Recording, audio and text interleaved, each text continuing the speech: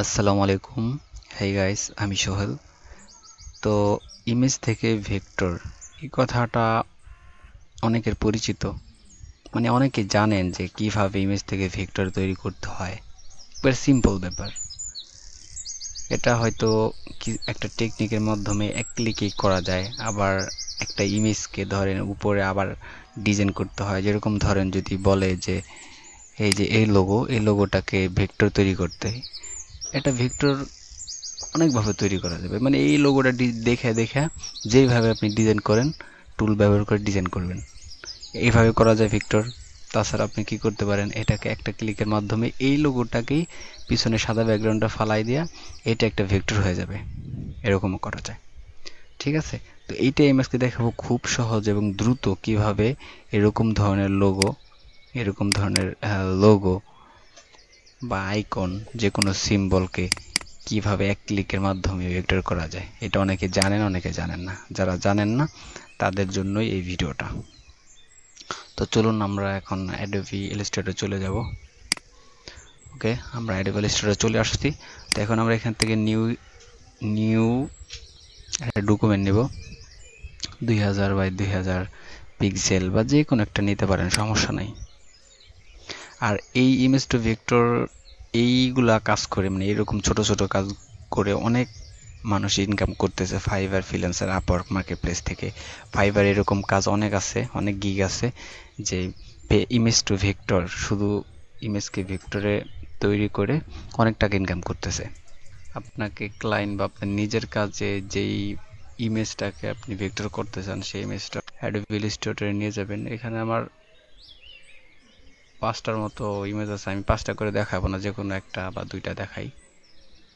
এখান থেকে 4টা হলো একই কালারের, মানে কোনো গ্রেডিয়েন্ট ইউজ করা নেই, সলিড কালার দিয়ে, এক কালার না। এরকম যে গুগলের যে ইমেজটা, এখানে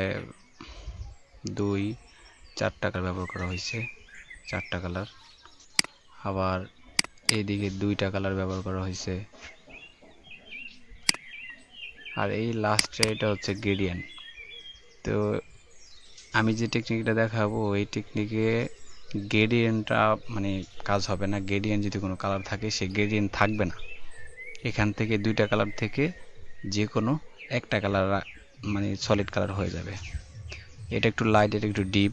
তো লাইট বা ডিপ দুইটার মধ্যে যে কোনো একটা থাকবে, সলিড হয়ে যাবে, গ্রেডিয়েন্ট থাকবে না। ঠিক আছে, মানে ওই টেকনিকে, যে টেকনিকটা আমি দেখাবো, ওই টেকনিকে যদি ভেক্টর করেন। তো এখান থেকে আমি সলিড কালার একটা দেখাই। ধরেন এই যে পেপসির যে ইয়াটা, এটা আমি টেনে ইলাস্ট্রেটরে নিয়ে আসার পর এটাকে ধরেন আমি করব, এখান থেকে এমবেড করে দেব। তারপর এটাকে আমি একটু বড় করি। এখন আমাদের ওই সিস্টেমে যদি আর কি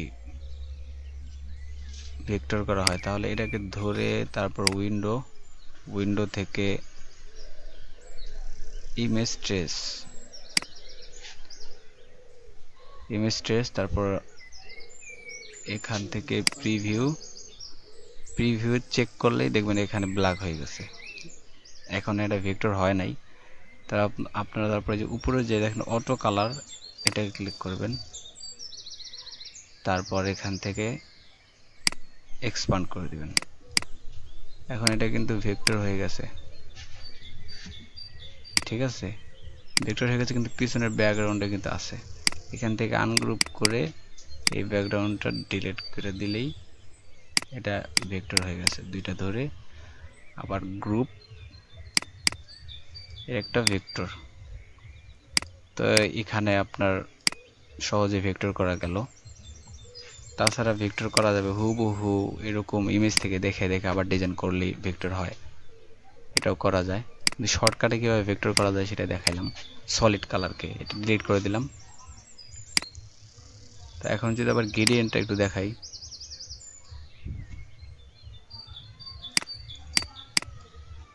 এখান থেকে যে কোনো ইমেজ আনার পর ইমবেড করে দিবেন, না হলে এটা যদি এখান থেকে ডিলিট করে দেন তাহলে চলে যাবে। ইমবেড যদি না করেন এখন যাবে না।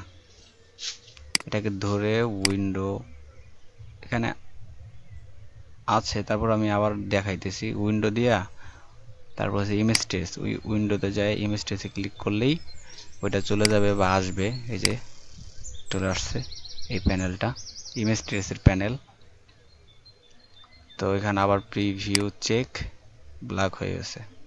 অটো কালার যদি দেই তাহলে এই যে দেখতে পাচ্ছেন এক্সপান্ড, এটা এখন কি হয়ে গেছে একটা ভেক্টর, কিন্তু গ্রেডিয়েন্ট কিন্তু নাই। এখানে আসলে লাইট, এখানে আসলে ডিপ, পুরোটা এক কালার হয়ে গেছে। ঠিক আছে, তো আনগ্রুপ করার পরে এই ব্যাকগ্রাউন্ডটা যদি আমি ডিলিট করে দিই, এখন পুরো এটা আছে, এখানে একটা সলিড কালার। তো এইভাবে ভেক্টর করা যায়। ওকে, এতটুকুই। সবাই ভালো থাকবেন, সুস্থ থাকবেন। আসসালামু আলাইকুম।